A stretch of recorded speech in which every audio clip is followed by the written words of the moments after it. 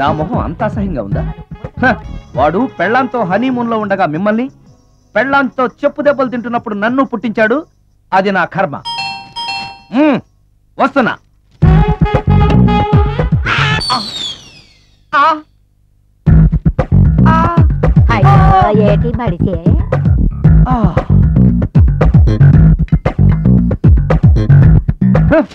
మన ఫేసే ఎవరు చూడలేక వస్తుంటే పైగా ఈ ఎక్స్పోజింగ్ కూడానా? చీ. లోపల డ్రాయర్ ఉంది కాబట్టి సరిపోయింది. అమ్మో ముత్యాలు. ఏటి బాబు? నేను రికార్డింగ్ థియేటర్ కి వెళ్ళొస్తాను. అలాగే బాబు. ముత్యాలు. మళ్ళా ఏటి బాబు? ఇందాక నువ్వు చూసింది ఎవరికి చెప్పకు. అందరికి చెప్పుకొని తిరగటానికి నేను చూసింది ఏమైనా రామాయణంలో సుందరాకాండ కట్టమా బాబు? వెళ్ళరా బాబు. Excuse me. మిమ్మల్ని కాదు. నన్నండి? మిమ్మల్ని. ఈ అపార్ట్మెంట్ లో పని మనిషి తప్ప ఏ ఆడది నాతో మాట్లాడదు. ఈవిడికి నాతో పని ఏంటబ్బా? మీకు అభ్యంతరం లేకపోతే ఒక ఫోటో తీసుకోవచ్చా? నన్నా? ఆహా, టైం మారింది. మన ఫేస్ కి ఏకంగా ఫోటోలే తీసుకుంటున్నారు. ఈ ఛాన్స్ వదలకూడదు. ఓకే. Excuse me. సాధారణంగా మీరు అసలు నాతో మాట్లాడరు కదా, ఇవాళ ఏకంగా నా ఫోటోయే తీసుకోవడానికి కారణం తెలుసుకోవచ్చా? మా బాబు అన్నం తిన్నని గోలు చేస్తున్నాడు. నీ ఫోటో చూపించి బెదిరిద్దామని. ఇందులో జోక్ బాగుంది.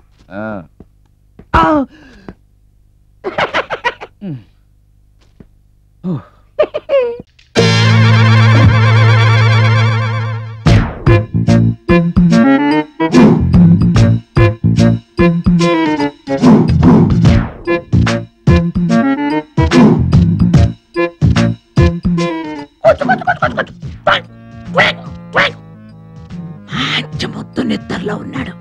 చెంచం దొరికిందా? వీడి పని గోవిందా. నువ్వు పైనెత్తుకు, నేను కింద నుంచి వస్తా.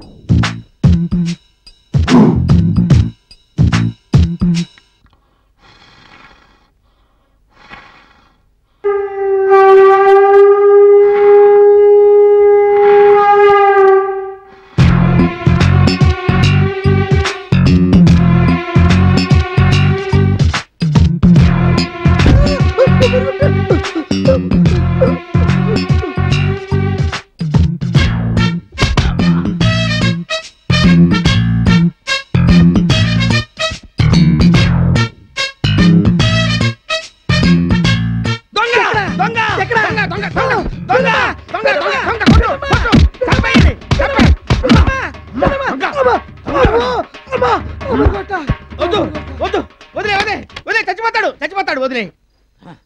టైంకి నేను రాబట్టి సరిపోయింది, లేకపోతే ఏమైపోయిందిరా?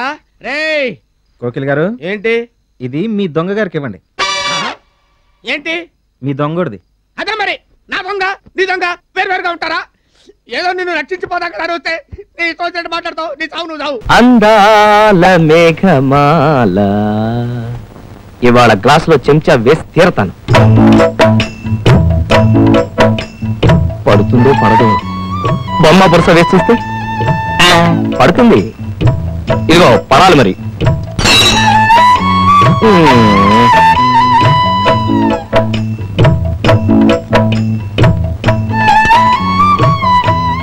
ఈసారి కూడా పడదేమో, చూద్దాం.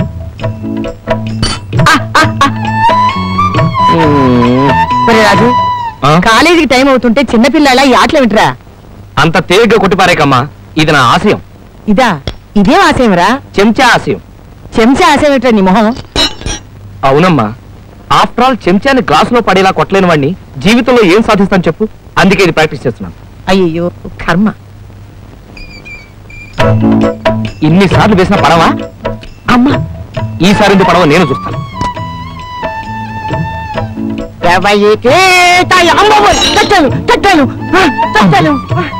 అమ్మో, వీడి కంట పడితే కాళ్ళు చేతులు మడిచి నన్ను గ్లాసులో కుక్కేస్తాడు.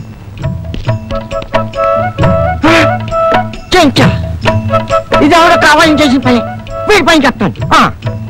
ఏమండి ఏమండి ఇంట్లో? నేనండి, మా ఇంట్లో అసలు చెంచాలు వాడవండి. ఏమిటి చెంచాలు వాడదా?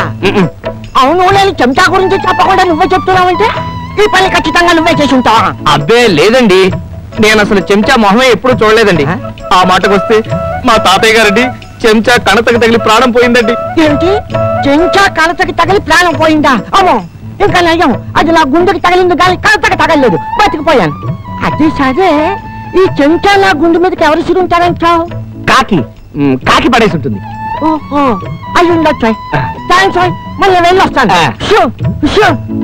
Good morning. Good morning sir.